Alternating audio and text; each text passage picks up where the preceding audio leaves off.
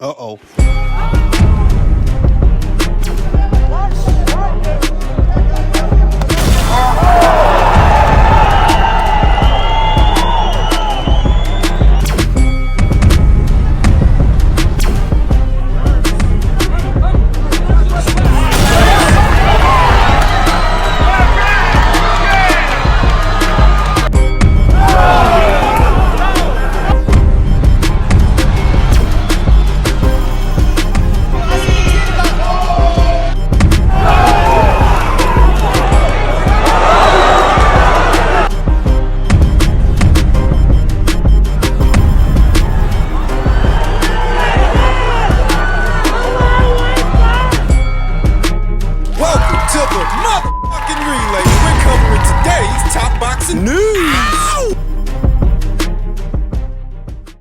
Okay, we'll start with this. Matchroom has officially re-signed Josh Kelly, as confirmed by Frank Smith and Matchroom Boxing. This follows his earlier departure from Matchroom to sign with Vazerman in 2023 after his loss to David Evanesian at welter. This re-signing is ahead of his world title fight against IBF junior middleweight champion Bakram Murtazaliev, which Matchroom will promote in January of next year. Should Bakram be worried that now that Matchroom has a horse in the race, they might try to job him, rob him, screw him on the cards early next year? Should he be worried? While there is definitely an element of partiality there, Matchroom don't have the reputation for dodgy scorecards that, say, Queensbury has, or the PBC, or Top Rank in some instances. Decisions at Matchroom are mostly fair. If anything, Matchroom has a reputation for matching their guys and their gals sometimes too tough, like unbeaten up-and-comer Mark Castro. Over the years, we've seen a good number of fighters that Matchroom was invested in have decisions that did not go their way, giving rise to criticism that perhaps Matchroom matches their unbeaten prospects a bit too tough. The bottom line is, I don't get the sense that they're gonna job Bakram Murtazaliev, and even if they tried to, I don't think Josh Kelly makes it that far. I don't think that Josh Kelly hears the final bell. To me, them signing Josh Kelly doesn't really matter because Josh is about to get splatted. Judges can't save him from what's coming. If David Evanesian at 147 was too much for you to handle, it's gonna be even worse with Bakram because he's bigger, he's meaner, he punches harder. Then why did they bother signing Josh? It's a good question. Maybe they figure that, win or lose, they could use him. If he wins a fight with Bakram, most definitely. And if he loses, they could still find use for that guy. Say, Conor Ben loses to Chris Eubank this weekend, and Josh Kelly loses to Bakram next year. They could do a fight between them at 154. What about Bakram? Why didn't they try to sign Bakram? He's the one with the belt, and he's the one everybody favors to win. While they didn't sign him to Matchroom, I do think that if he wins, they will have options on him. Options on his next fight.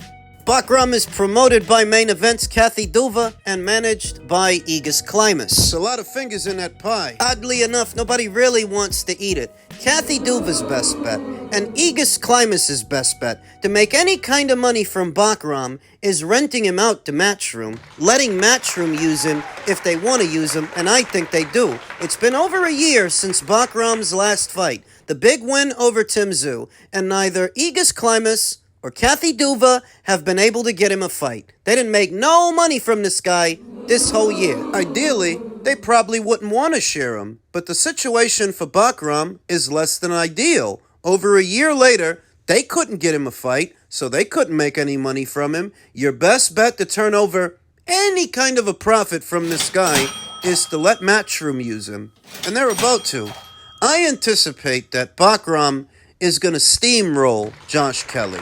He's probably going to look all right at the start while he's still fresh, hasn't taken much damage, and damage hasn't set in. But as the fight progresses, punches are going to start to get in. Josh is going to start to slow down. Exhaustion. Yeah, he can probably shake and bake Bakram while he's still fresh. But it's just going to be the David Evanesian fight all over again at a higher weight with a bigger guy. In the Evanesian fight, he actually got off to an okay start. But the old saying goes, it's not how you start, it's how you finish.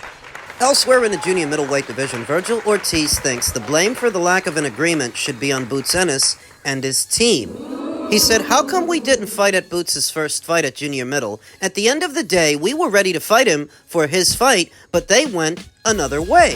Which is true. Boots had the opportunity, and initially, he went in a different direction, but he spun the block and now he's back, so what's the problem?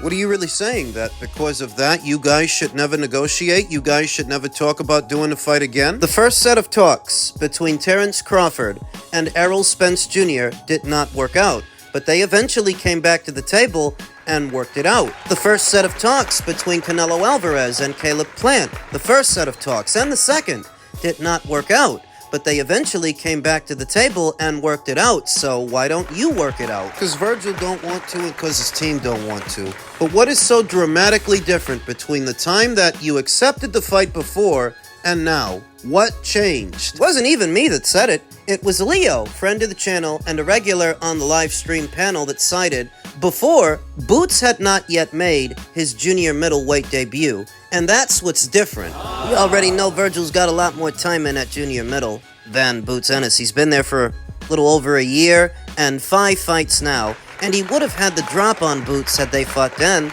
because Boots had not yet debuted as a junior middle. Leo believes that having seen what he could do at 154 and that he can stay in character at that weight, that he's still strong, now Virgil and his team don't want that fight. They were willing to accept it before Boots fought at 154.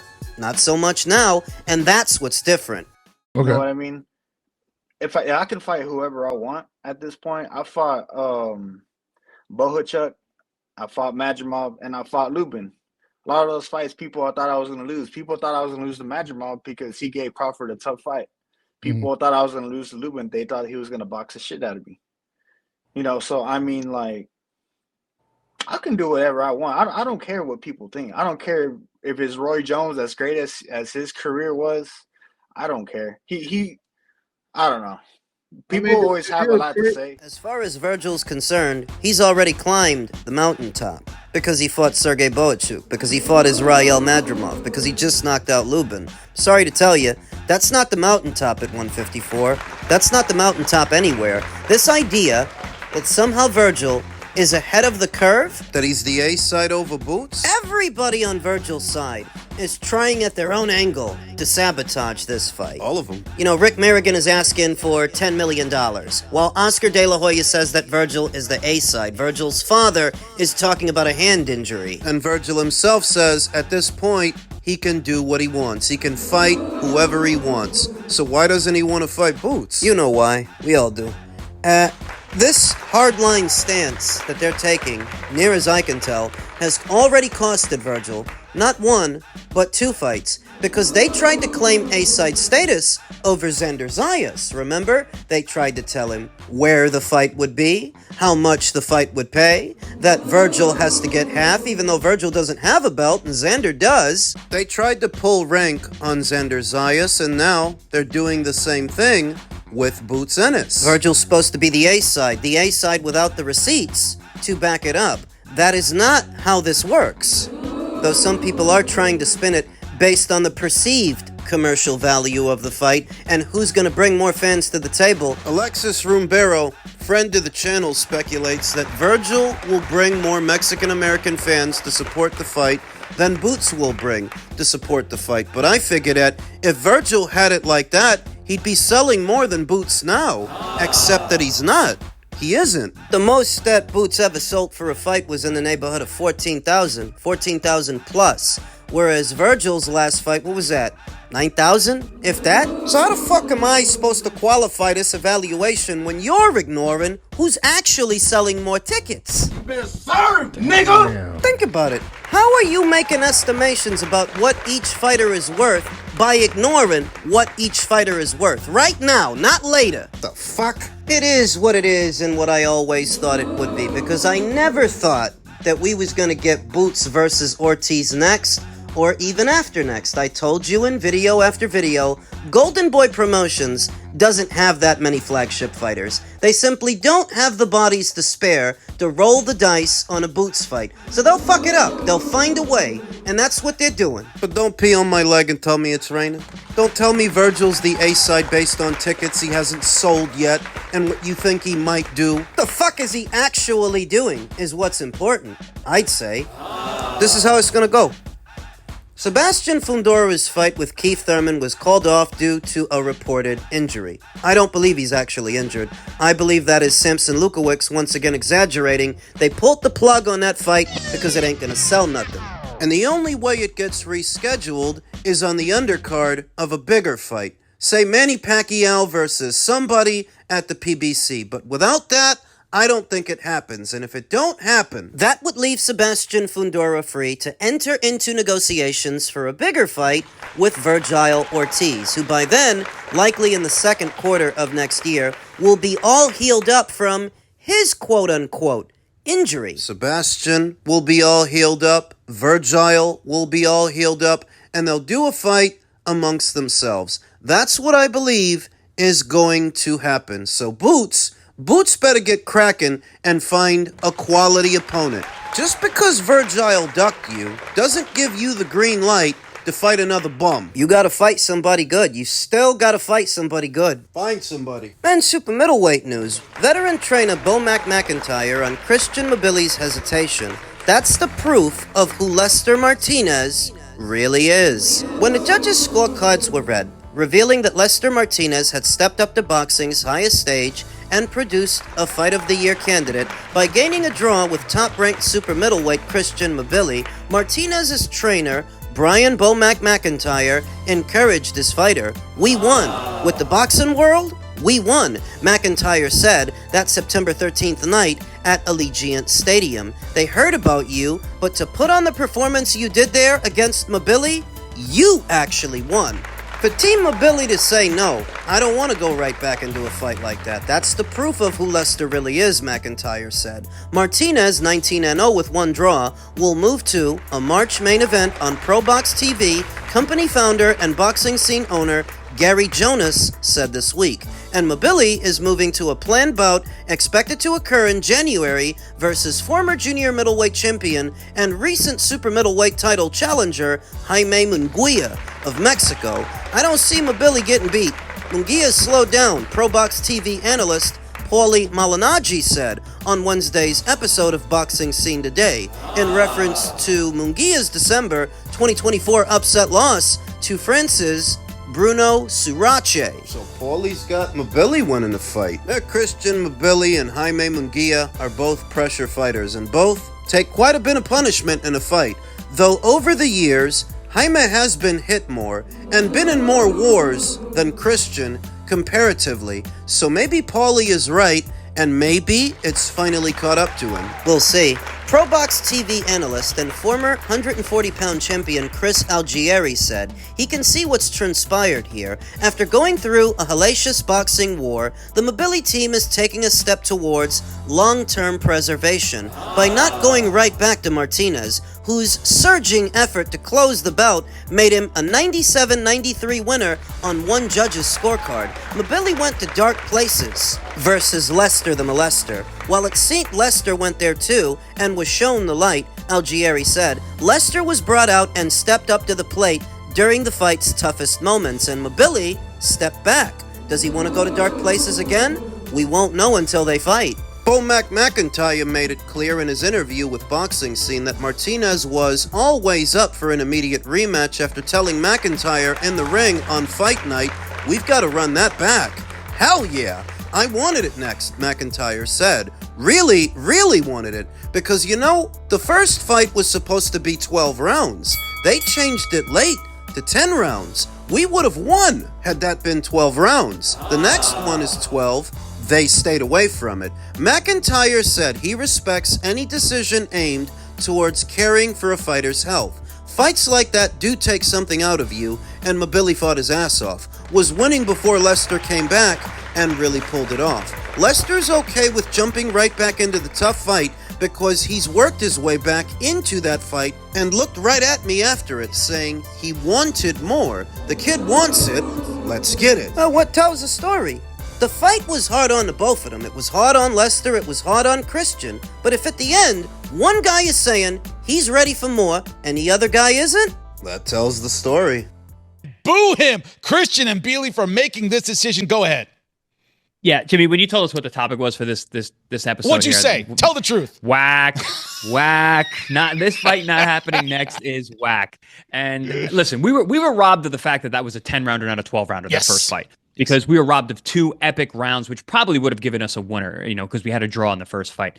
But God, was that a good fight. Both men put on an amazing performance. I tip my hat to both of them. Super, super impressive. I think both of them showed things they had never shown before, and they did it together. Why would we not do that again? I mean, it just makes too much sense. And that's the problem with boxing. If it's rational and makes sense, we don't do it. Because boxing is an insane place to operate.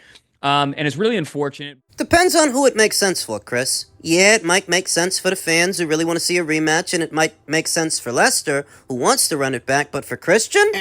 Especially not when a more high-profile fighter, in Jaime Munguia, is willing to run it with you. For Christian, that's what makes sense. Different strokes for different folks. What might be right for one may not be right for some. A man is born. All right, Gary Coleman, back to the boxing. You know, I had Lester Martinez winning the first fight. I picked him to win.